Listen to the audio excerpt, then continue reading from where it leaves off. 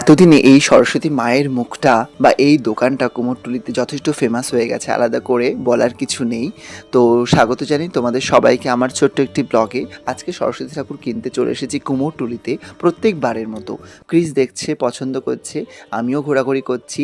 আসলে আমরা এবার একটু লেট করে ফেলেছি সরস্বতী ঠাকুর কিনতে। আচ্ছা, একটা বিষয় তোমরা কি আমার সাথে সহমত হবে? এই যে দেখো, এআই দিয়ে তৈরি মা সরস্বতীর এই ছবিগুলো বা ছবি থেকে তৈরি যে এই মূর্তিগুলো, এগুলো কিন্তু সাজানোর জন্য বেস্ট।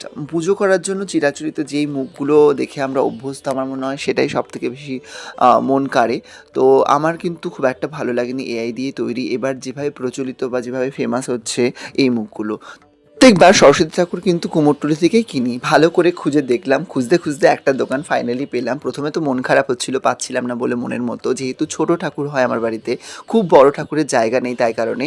তো ইতিমধ্যে ঠাকুরও পছন্দ হয়ে যায় এবং ঠাকুরের পালক কিনতে গিয়ে এই পালকটা ফ্রি পেলাম। তো ভাল লাগছিলো বেশ ময়ূরের পালক পেয়ে ফ্রিতে।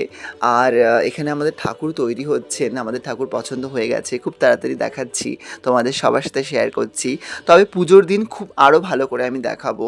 এই যে গ্রিন শাড়ি পরা শাড়ি মানে মা সরস্বতী, এনেই আমার বাড়িতে এবার যাচ্ছেন। মানে প্রত্যেকবার মা কিন্তু বিভিন্ন রূপে আমার বাড়িতে আসেন, আর আমি ভীষণ হ্যাপি। দুজনেই আমরা শিল্পী, তাই কারণে সরস্বতী পুজোটা আমার কাছে বা আমার পার্টনারের কাছে খুবই একটা ইম্পর্টেন্ট জায়গা, কারণ আমরা মা সরস্বতীর কৃপাতেই আছি বলতে পারো। আর মা সরস্বতী চললেন আমার বাড়িতে। পুজোর দিনের ব্লগটা কিন্তু তোমাদের সবার সাথে শেয়ার করব। সারা বছর আমি খুব একটা ব্লগ নিয়মিত পোস্ট করি না, কিন্তু সরস্বতী পুজো, লক্ষ্মী পুজো, এই ব্লগগুলো আমি চেষ্টা করি তোমাদের সাথে শেয়ার করার।